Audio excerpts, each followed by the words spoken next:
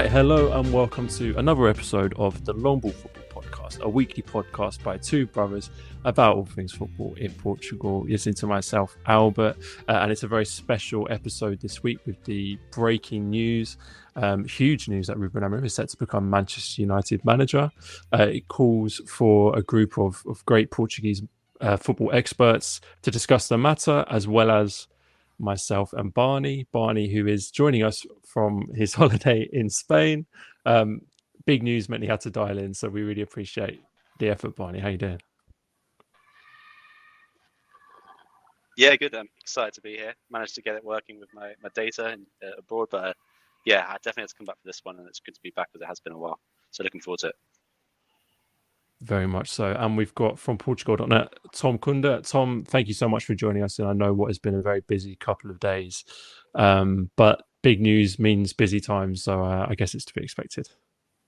Yeah, sure. Yeah, it's been very busy. And but, you know, what better place to come and have a chat about it than on the Long Ball Football podcast. You know, if you guys, great to see Barney back in action and Pat as well. So, yeah, looking forward to this chat. Yeah, massive news, as you say, Portuguese manager, one of the biggest clubs in the world, about to be managed by another Portuguese manager. So very good for the profile of Portuguese football, huge implications for Portuguese football itself. So I'm sure we'll get onto that. Yeah. And lastly, we have Patrick Ribeiro. Patrick, a good friend of the show. He's been on the podcast a few times, but I don't think we've ever discussed a story this big with you. So something a bit different today. Yeah, hopefully this will feel a little bit like therapy, obviously, as a sporting fan. But, it'll be good to talk it out. Obviously, it's a massive occasion for Portuguese football. Probably the biggest managerial export since AVB at least, if not going back to Mourinho days. So it's an exciting time for Portuguese football as a whole, particularly for Sporting. It's not often we see a manager leave Sporting to go to one of Europe's giants, but obviously mixed emotions surrounding it. So, but always happy to chat. Well, we really appreciate you joining us.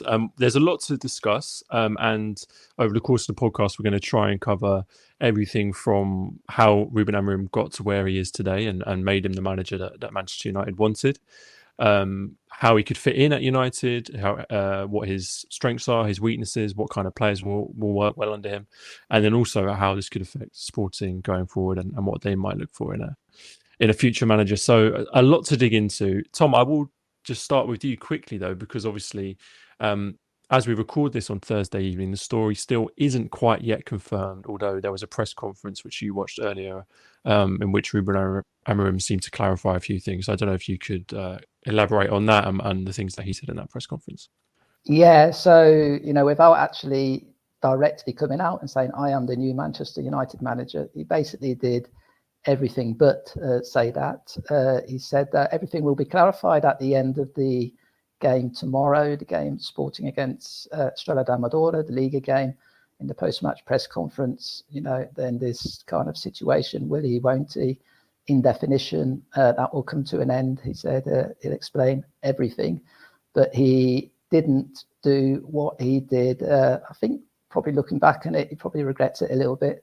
At the end of the previous press conference, of course, at the after the game against Nacional, when he kind of said, I just want to talk about the game. So please, all questions about the game.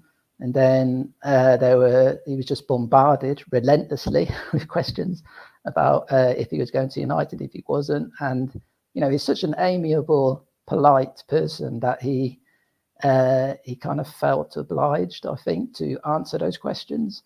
And but then he just kind of tied himself in knots because he obviously couldn't say everything and just got a little bit messy. And it's actually the first time I've seen Ruben Amorim quite flustered in a press conference.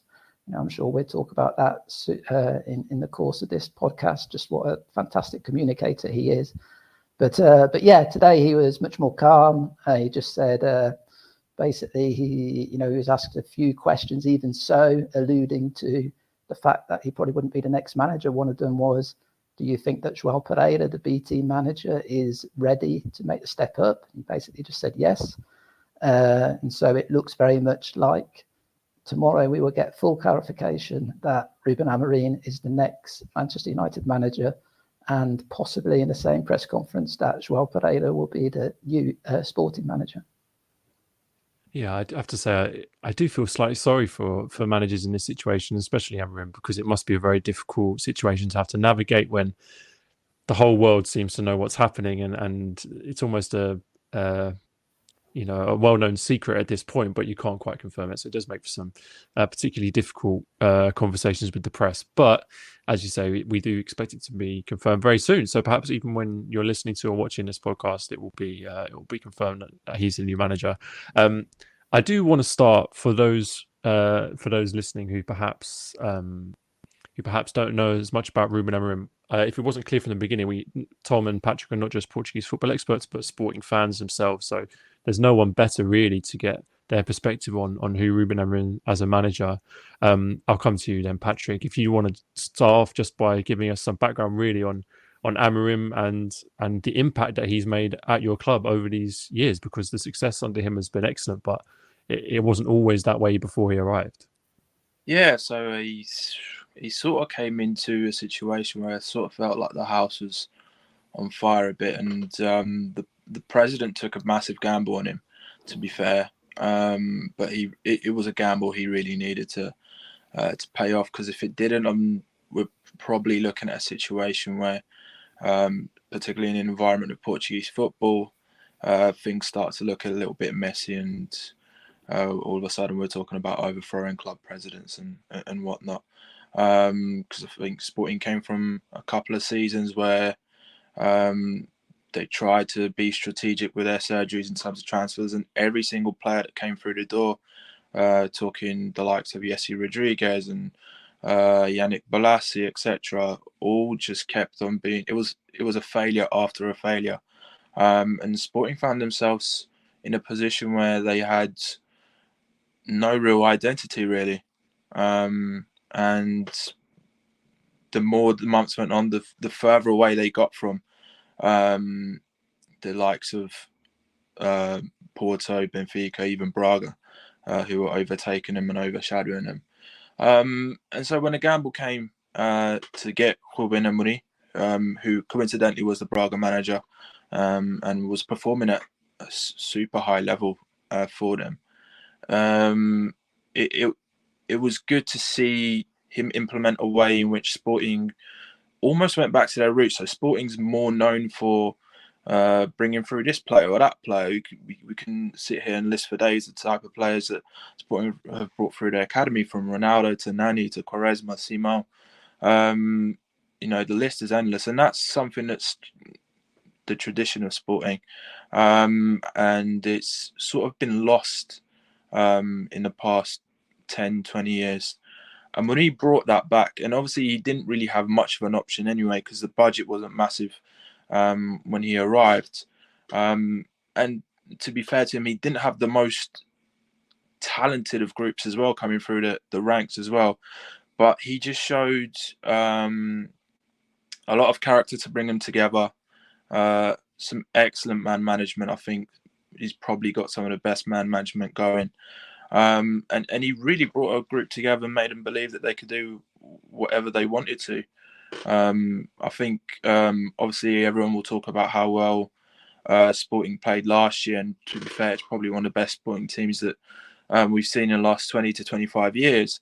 But the team that he had to win the first title, it takes something special to do it in those circumstances and with the players he had. So yeah, I think from then it was that first title just opened the doors, and I think you could see around the place that everyone took to Amorim and everything he believed in. Even if we had an off season, it was believe in the project, believe in his ideas, and it just opened up a new perspective for the whole club and the whole outset on like what could be achieved. So it is a shame, obviously, to lose that all of a sudden, especially when you enter a season and all of a sudden you're expecting to defend your title that you won last year. Nobody expects to lose their manager in October, November.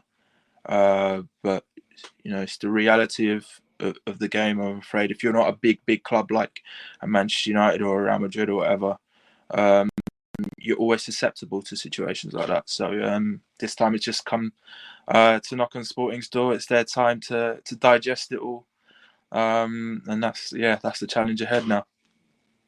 Yeah, and I think it's fair to say that despite obviously that Sporting have lost key players after successful seasons under Amorim, but there has been always that thread of continuity, which he was in recent years. So in some ways, I think it's almost fair to say that the fact that he's been around for 5-6 years and that Sporting have benefited from that has in itself been a good thing. Tom, you've obviously followed Portuguese football for a long time, very closely.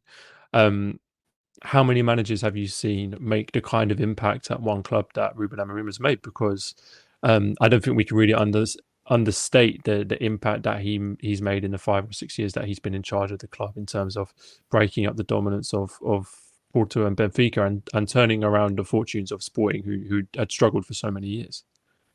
Yeah, absolutely. There's no doubt about it. One of the managers who made the biggest impact, probably, I'd say, ever since I've been living in Portugal the last 30 years. I suppose the only two you could possibly compare it to is Mourinho, of course, at Porto. People sometimes forget when Mourinho went into Porto, there'd been 3 years without winning the championship, which was very unusual for Porto. And 2 years later, they'd won the UEFA Cup, they'd won the Champions League, they'd won everything going. So, it's pretty difficult to beat that. And then Jorge Jesus, when he walked into Benfica, I think the previous 15 years they'd won one league championship, and he just turned them into the dominant force in Portuguese football. They won, I think, 3 out of the next 5 or 6 years. So they're 2 examples. But the reason I say I think Amorim perhaps even tops those examples is really on the back of what Pat just said now. Sporting were in a complete mess, an utter mess. It wasn't that long prior to Amorim's arrival that, of course, they had the infamous day in 2018 when 50 of their own ultras invaded the Alcochete training complex, attacked their own players. That led to, a mass exodus, or it seemed it was going to be a mass exodus. All the players were ready to walk out on the club. Fortunately, a few of them changed their mind. But and then before Amorim came, in the previous year, I think they went through 4 or 5 managers in 1 year. So they were just in a complete mess. They hadn't won a title in 19 years before Amorim turned up. And so to do what he's done, his first full season to win the league, his second season did very well, again, quite close to winning the league. Third season was the only disappointing season he's had. But even then, I think you could see, I think the thing about Amorim is you could always see evolution in the team, especially in the attacking side of the game. Sporting just got better and better and better these 5 years. And then, like Pat said, last year, Sporting just played amazing football, beautiful football, absolutely ran away the league in the end, won, 10, 12 points or something? They won it by in the end. And I think, all biases aside, I think if Amorim had stayed this season, I've got no doubts that Sporting would have won the league again, barring any bad injuries to key players or something like that. And so if they had done that, it would have been the first time Sporting had won back-to-back league titles in 70 years. So it kind of just, those kind of just simple facts just show you that you cannot, just like you said, Albert, you cannot understate the impact he had not only on Sporting, but on the whole of Portuguese football. And it's quite amazing. I just want to share with you something which was on sport on TV a couple of days ago, when it first broke, and then it became quite obvious really that he was going to leave Sporting. And I had a few Vox Pop reports around Alvalade, and there was this one which went viral, which was the journalist just went up to a slightly elderly Sporting fan, and he said, what do you think of all this? So what do you think of the fact Amorim is, looks like he's leaving?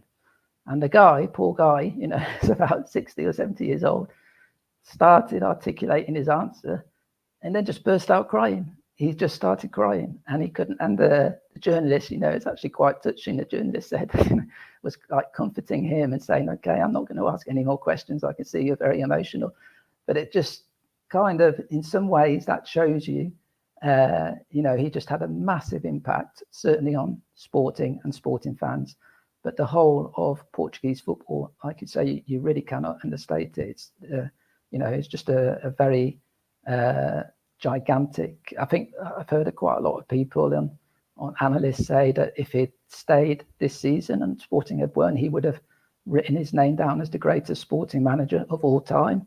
And then some of the other analysts on the same show interrupted him and said, "Look, it doesn't matter. Even if he goes away, he is going to go, isn't he? He is the greatest sporting manager of all time." So, just a massive, massive impact. You can't understate it. And that, of course, brings us to where we are now, and the news that he's going to set to join Manchester United as the new manager. I'll ask you both this question, but I'll come to you, Patrick, first. I mean, were you surprised to hear that this was going through? Because we've obviously had Amorim linked to big clubs with varying degrees of how strong the rumours are.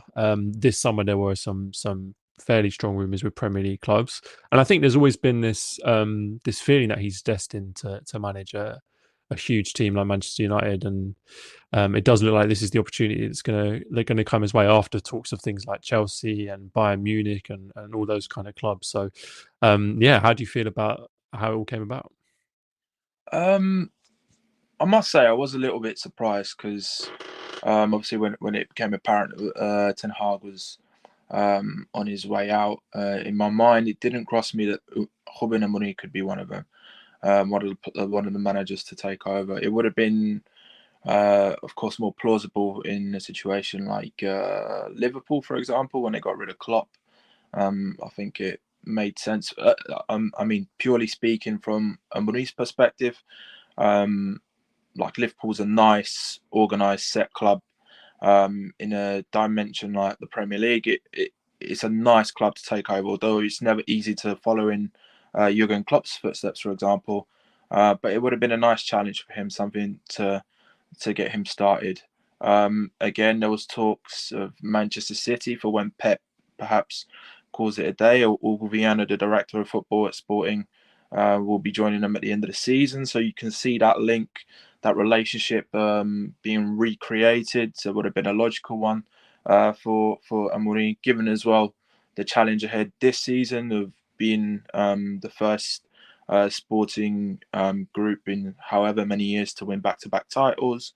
It would have worked out well from a personal perspective for him.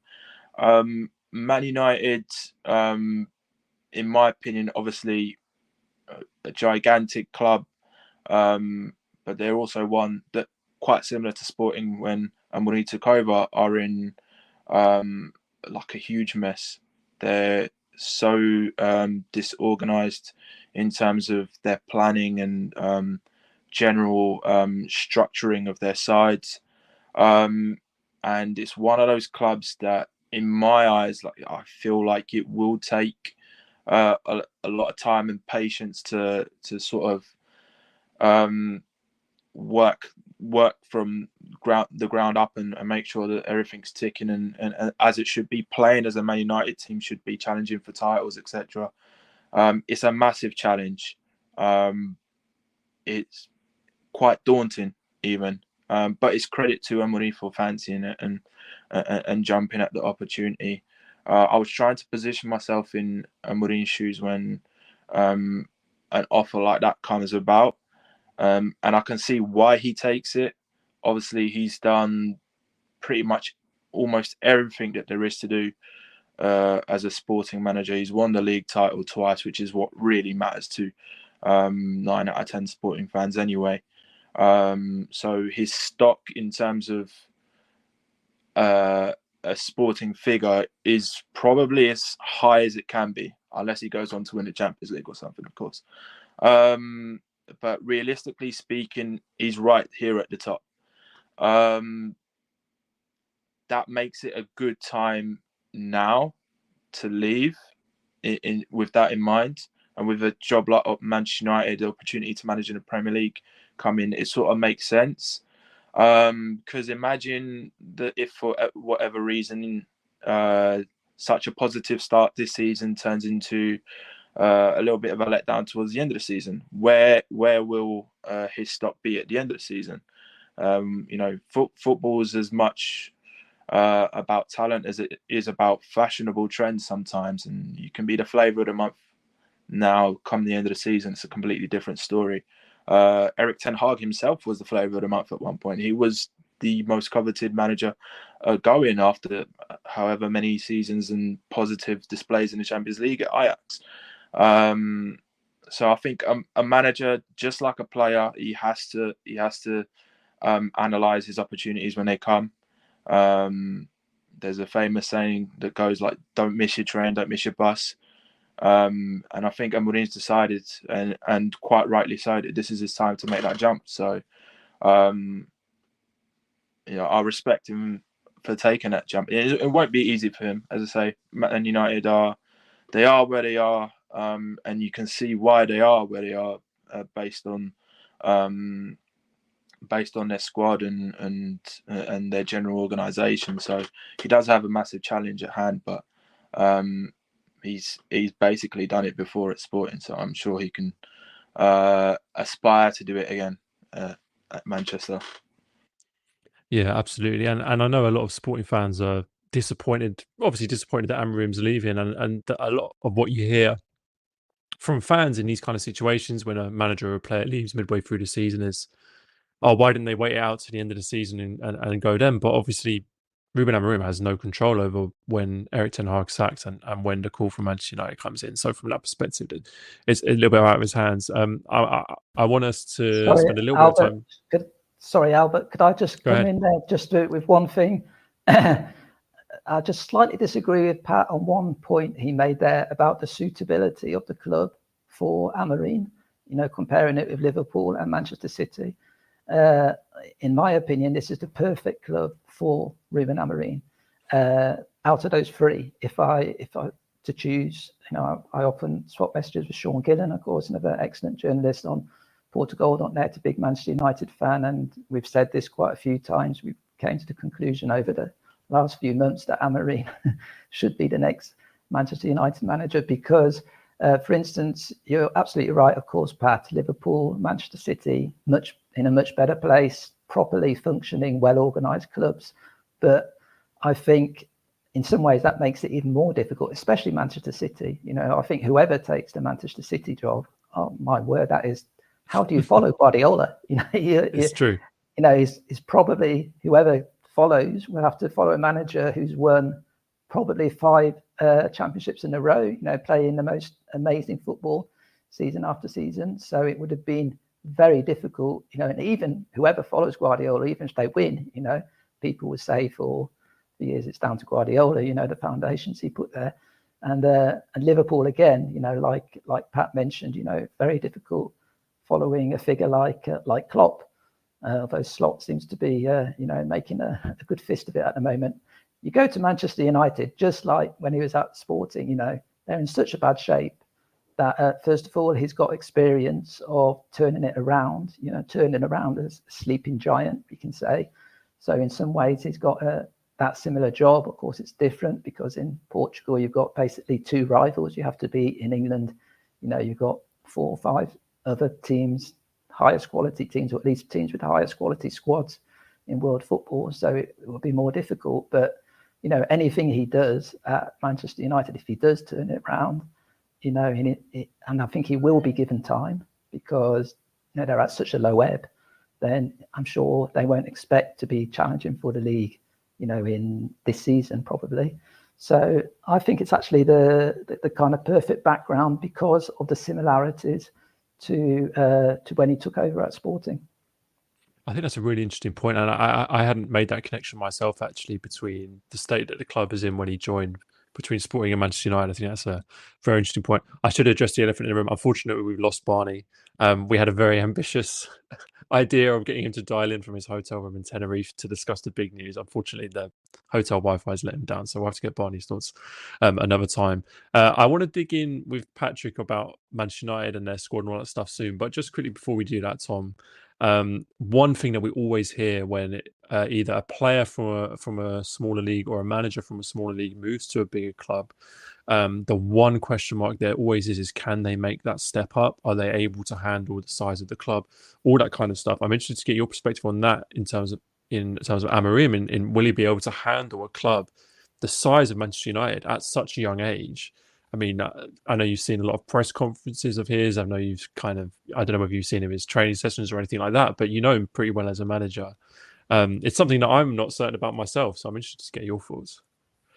Yeah, it's a good question. It's a fair question. And, I can't honestly give you the answer because, of course, we don't know, do we?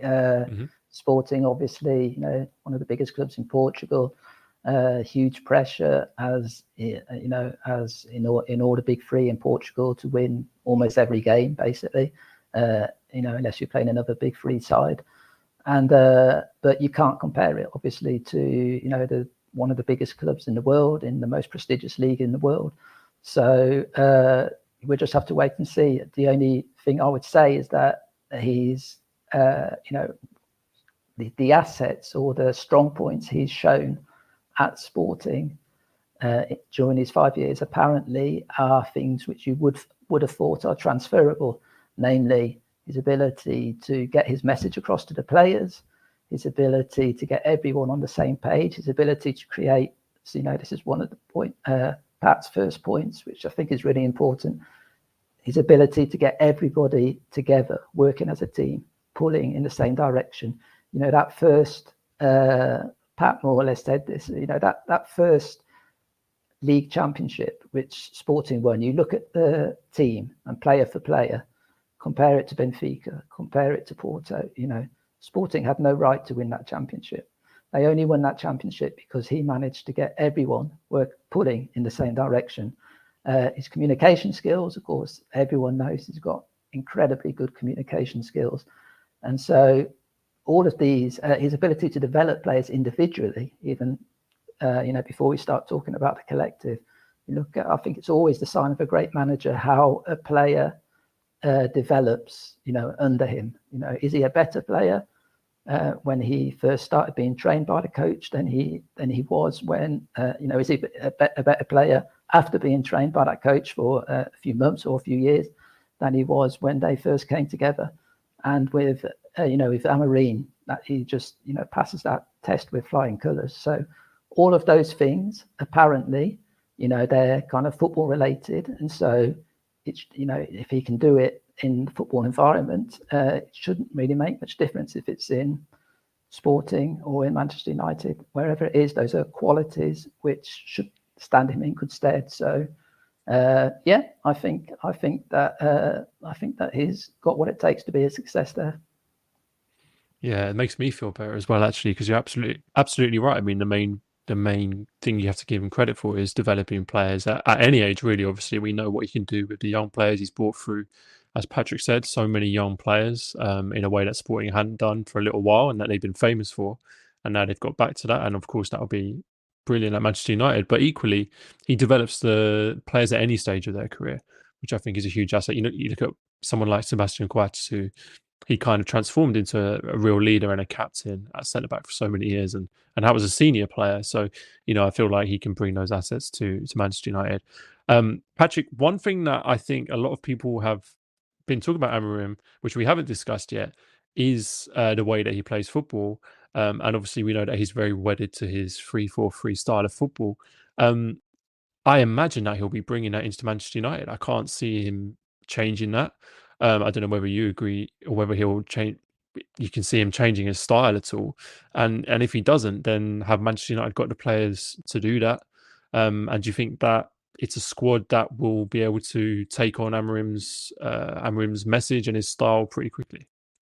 Well, I think the important thing here, and there's lessons for Amorim to learn when looking at his predecessor, was to stick to what you know, stick to what you're good for. Like his football at Sporting and probably even at Braga has attracted Manchester United.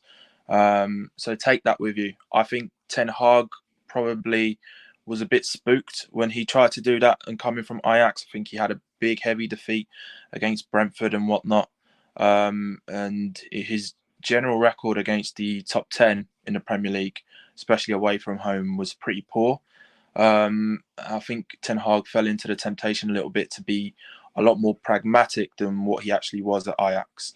And so he sort of escaped from the football that he was well known for. I think Amorim has to look at that and try to be brave enough not to fall into that trap. And I think the beauty of his own setup that he had at Braga and Sporting, that's obviously done so well at the top level, so why would you change?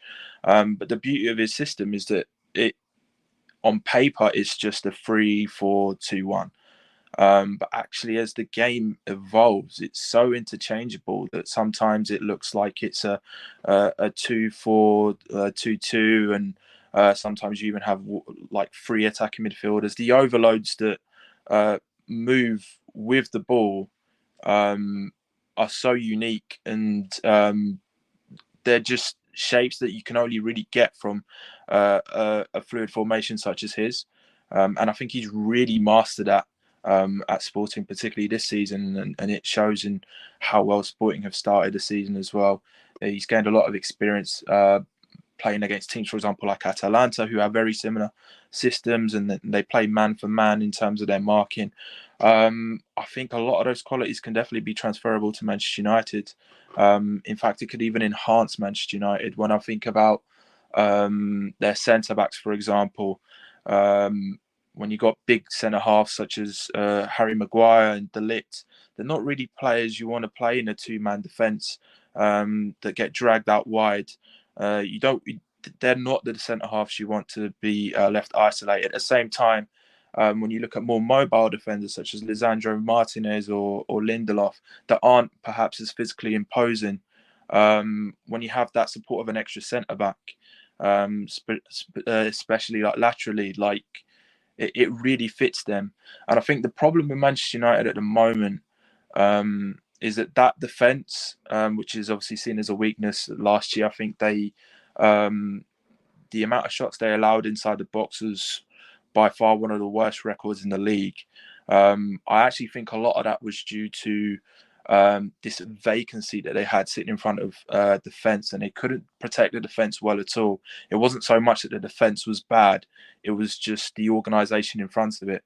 By adding an extra element, so say 3 centre backs and a ball-winning midfielder, which they have in Ugarte, used to play with Amorim at Sporting. They've got the experience in Casemiro as well. I actually think that block there could be very solid. And then moving forwards, you've got the young Kobe Mino, who could very easily play a very similar role to what Morita does at Sporting, be that dynamic midfielder where you can, crash the box, also play between the lines. He's a player I think will really excel, and we'll see Amorim. We'll see him shape him to the midfielder that he can be. Moving forwards, Bruno Fernandes, of course, a player we all know.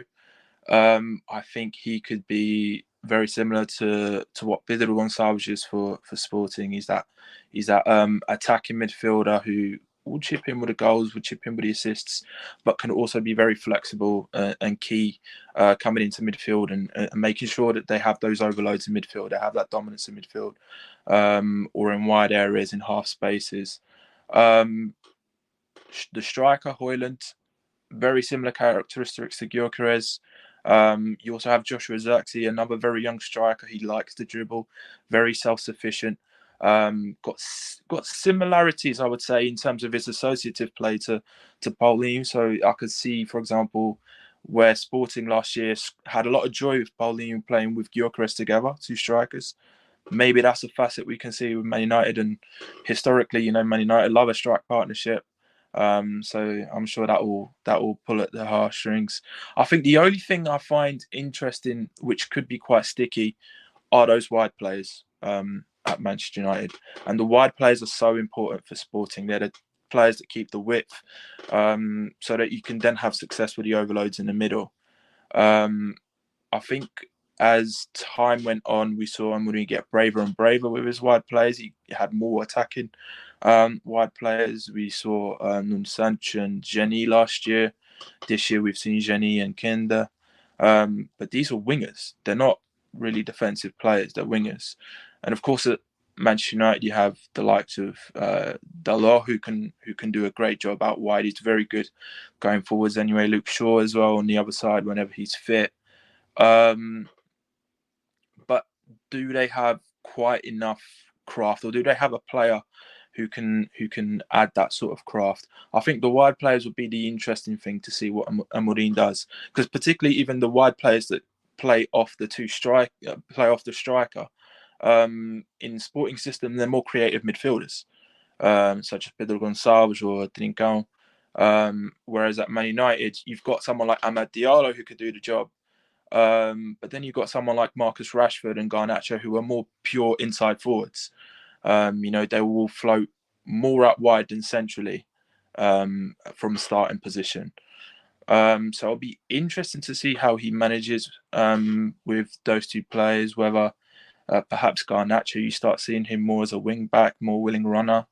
There's a few areas there which perhaps he will even target in the January transfer window or in the summer. But in overall, I do see facets of Amorim's play with a 3-4-3 really favouring and stabilising Manchester United, particularly defensively. So I actually see it being a good fit. At first, when I was thinking of it, I was like, how is he going to transfer this over? Mm-hmm. But the more I thought about it, the more it made sense. So I think it could be a very good experiment for them. I think that's a really positive perspective on it, and I agree actually. The more, because I was thinking of that same question about which players could do well under Amorim, and the more I thought about it, the more I thought actually there were quite a few players in there, specifically the central midfielders.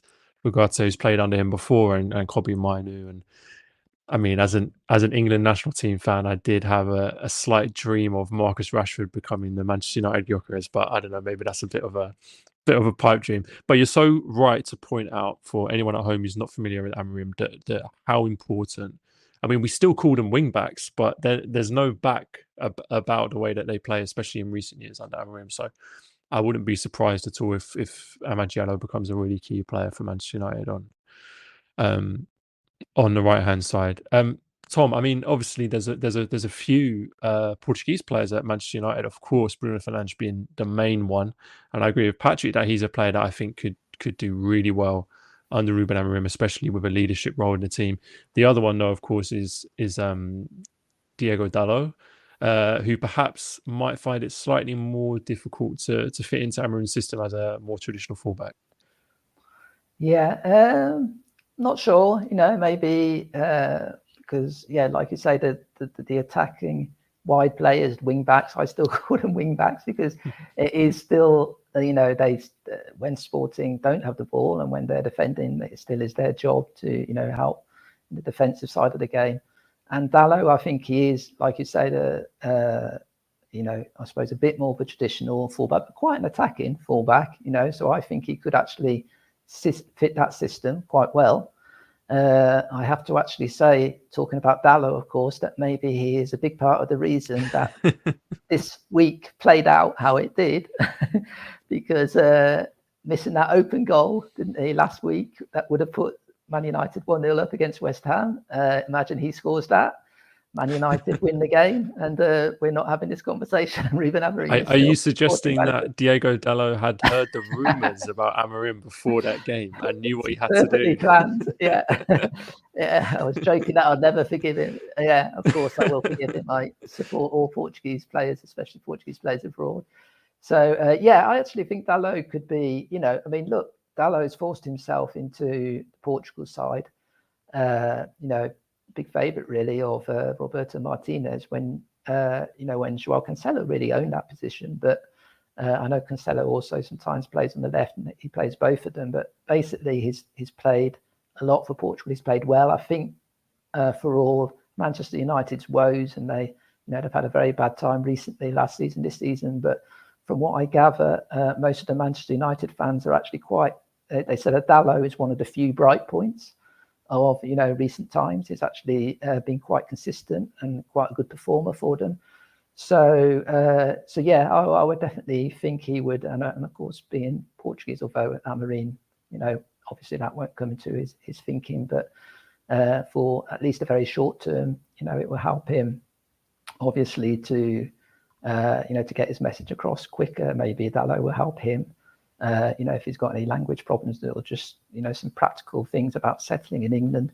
I suppose him and Bruno, and even the Portuguese speakers over there, Brazilians as well. So is that a little slight advantage in that sense? So I would expect Dalot to be certainly. I think he could fit into the Amorim system quite nicely. Very interested just to come back. Fantastic. Brilliant explanations from Pat there on all the tactical sides of it, and very interested, especially on his thoughts with Bruno Fernandes, because I was talking about this the other day because some people have said, Bruno Fernandes. I know we're trying, and Pat was doing it there, and he did it fantastically. We're trying to kind of fit the Manchester United in pieces into this current sporting team. We say who's Pedro Gonçalves, who's Francisco Trincão, who's Morita, exactly, and I think Fernandes is a really interesting one because, of course, notionally a midfielder, but I agree with Pat. I think he could be the perfect player to play in that, as part of the front three, but like it says, in the half spaces or off the striker. So like your Pedro Gonçalves or your Trincão. Obviously, he's not the same kind of player, Trincão, but in that position, playing between the lines. And he's such an accomplished player, such a brilliant player. Bruno Fernandes, big goal threat, and a huge assister as well, that I think he could be kind of the perfect Pedro Gonçalves figure for Manchester United with Amorim. Yeah, no doubt. I think he's going to be a big player under Amorim. We've discussed how he's going to fit in at Manchester United a lot now. I do want to talk about, of course, how this is going to affect Sporting going forward, because they're in the middle of an incredible season. Won every league game so far this season, playing possibly the best football we've ever seen them play under Ruben Amorim. This will undoubtedly have a big impact on the title race, and I know for a fact that Benfica and Porto fans are licking their lips at the prospect of this departure, which tells you everything you need to know about the reputation that Amorim has. Tom, I know you said that João Pereira is lined up to become the new first team manager from the B team. It's something that I think makes a lot of sense. I think pretty much everyone was in agreement that if Sporting needed a new manager, the most important thing was continuity in terms of what was being built at Sporting, in terms of the bigger picture, the way that the team plays and the types of signings that they've been making. And perhaps the one thing we haven't really discussed at all is Hugo Viana leaving as well, who has also been a big part of Sporting's success, and now with the two of them gone, perhaps there are big changes. But like I said, that continuity in terms of the manager, I didn't think personally that there was any point in going out and getting a kind of maybe a bigger name manager to come in to replace Amorim if it meant sacrificing all the work that had been done to build the structures that are in place today and to build the squad that is performing so well in the league and which has delivered so much for the fans and the owners. Yeah, absolutely. I mean, Sporting have played the same way for 5 years, haven't they, under Amorim? And a lot of those players, actually, this is also one of the reasons I think we were discussing it in one of our earlier podcasts this season, wasn't it, Albert, about, the stability at Sporting. That's really one of the reasons for their success. And you look at this Sporting side, Pedro Gonçalves, we just talked about him, he's been there the whole 5 years, Matias Reis, Bragança, Gonçalo Inácio. There's quite a few players there who've been there for the whole 5 years. Some of them have been there for 4 years, for 3 years, for 2 years. Even the kind of new, I suppose you could say, star players, Gyökeres and Hulmand, they've been there for virtually a season and a half now. They're absolutely, they know like the back of their hand this system, how it works, how to implement it, even the nuances. So yeah, it would have been very difficult, I think, to bring someone from the outside it's such a specific way of playing as well as being something which has been solidified over a long period of time. It's something which you don't see very often. I can't really see this replicated in lots of other teams around Europe. So it makes sense. Obviously, João Pereira, he actually played under Amorim in that first season at Sporting win a championship. He was just at the end of his career. He didn't play much, but he played a few games throughout the season, maybe 10 games or so. And then, of course, he stayed in the Sporting structure. He works in the B team, so obviously has close. It's interesting today in the press conference, Amorim was saying that he thinks that João Pereira is ready for the step up. He says, whenever I receive players from the B team, they're ready. I don't really have to do anything with them, or they're ready for first team action. So just praising João Pereira in that sense. Of course, the big question is, it's one thing being, a B team manager, and it's one thing being somebody who knows the system back to front. But to be actually that main man for his first job, his first big managerial job, it's a big ask. So it makes sense in the sense that it is continuity, and that's what you want. But it is also a bit of a risk because will he be a good manager? We don't know. Nobody knows really. But I think it's probably Sporting have arrived at the conclusion, at least at this stage, that it will be less of a risk to promote João Pereira to become the coach and to try and continue along the same path, and to bring someone else who naturally will have their own ideas and might just destabilize everything. Yeah, definitely. I think there's a sense that this is a good idea in the short term, and certainly it will allow Sporting to not derail their season. Patrick, it's a very simple question, but yeah, how are you feeling about how this could affect Sporting in the short term this season with the change in manager, but I guess also in the medium to long term with Viana leaving as well, and the direction that the club will need to go? Well, it's an interesting one because back to the start of the conversation, we were talking about which club as Ruben Amorim would you ideally want to take, and when I said Man United probably wasn't top of his list in terms of how much of a mess it was, if we can compare it to how good Sporting are now, and if you put yourself in João Pereira's shoes, all of a sudden you're thinking, yeah, I mean, this team's won 9 out of 9 games. It's finely oiled, it's ready. But it's a massive jump from the B team and working with youngsters where you don't have anywhere near as much pressure to dealing with first team players and all the pressures that come with that. Because for sure from the get-go, people will be questioning whether he's ready or not. But it's not something that's new. Like Amorim had the same questions posed at him, and it's just a matter of trying. Me personally, as a fan, I would have liked a situation where, for example, yes, we accept Amorim goes to Manchester United, but then Sporting try to hold on to one of the assistants, for example, who's obviously following him out to Old Trafford. But in terms of continuity, I would have preferred that. I would have tried. And I don't know if Sporting did or didn't try. Maybe they did. But that would have been a good idea, a good plan, at least in the short term, to see whether that works. But I could be here saying that and denying João Pereira the chance of becoming the next big thing. All of a sudden, Sporting on a roll. That may have been the plan all along. That may have been the plan to bring him on, and sort of, as you say, like there are players that have been promoted to the first team, and that transition has more or less been seamless, in the words of Ruben Amorim. So there is work being done from the ground up, from the B teams, from the youth teams. So perhaps this is a wider plan in terms of a structure that Sporting already have in place. They believe in this ethos, this philosophy that Amorim installed some 5 years ago now.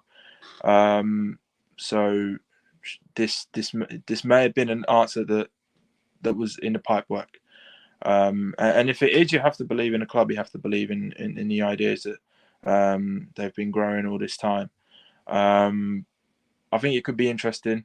Again, in terms of names, I'm not really sure who's out there that could take Sporting onwards. It will always feel like a blow when such a top manager leaves you. I don't think there's any way out of that sort of situation. But at the same time, Sporting are also in a very privileged situation where, as you say, they've won 9 games out of 9. They're in a very good position in the Champions League. They're arguably playing the best football in Portugal right now, and all their top players are in great form. So the conditions are there for someone to take over and sort of continue the job. Whether that makes Sporting favourites or not anymore, don't know. But it's one of those, you have to take it game by game anyway. So I'm confident, also worried, but confident at the same time. It's a weird mixture of emotions. Because at the end of the day, I still believe in the squad and the players, and it's such a good group of players that I think most decent managers would have a good run with them. So, you know, I think there's work to be done, of course, but it's a good project at hand. Absolutely. I mean, we've discussed so much on this podcast, and we've covered every angle and every possibility, but the fact remains that for all parties involved, this is still a big step into the dark. Nobody quite knows exactly what's going to happen, and I think that's unavoidable with this type of move, both for Amorim's perspective in terms of going to a huge club like Manchester United, and for Sporting, for whom I think, you know, you guys will know that I think everybody knew this day was coming at some point, that Amorim would leave. He was always going to take that next step at some point. Now is the time with the Manchester United job coming up, and yeah, we just have to now wait and see what happens for both parties, and hopefully, fingers crossed for everybody involved, it will be a great success. And just my 2 cents on Amorim, you know, covering his time at Sporting for the last few years has been incredible to see such a exciting manager at such a young age take control of the league in a way that he has, and the influence that he's had on Portuguese football has been amazing. So I think everyone, even the most cold-hearted Sporting fan, will wish him all the success in the world at Manchester United. So yeah, very exciting times, gents. I think we will leave it there for this episode. I think we've talked about as much as we can about Amorim, although we could probably continue the conversation on for a few more hours if we wanted to. I don't know whether either of you wanted to have one last word on Amorim, but yeah, I just want to say thanks to you both for joining me, Tom and Patrick. It's been a pleasure to chat to you both. Okay, great. Yeah, good talking to you, Albert. It was good, like Pat said at the start, good cathartic session. Yeah, I hope you both feel a bit better. All right, well, I think we'll leave it there. Thank you very much, guys. Yeah, we'll see you soon.